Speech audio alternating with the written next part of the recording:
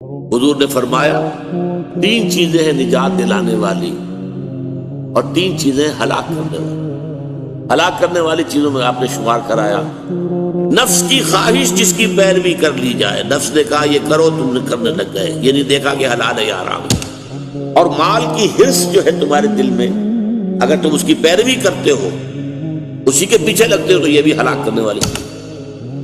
تیسری مہلکات میں سے کیا شے ہے؟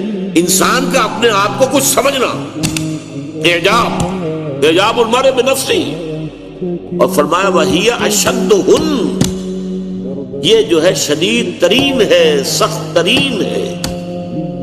یہ ان تمام مہلکات میں ہوا متبعون سے بھی زیادہ شدید اور شوق المطاعون سے بھی زیادہ شدید، اعجاب المرء بنفسہ وَهِيَ أَشَدُّهُنَّ۔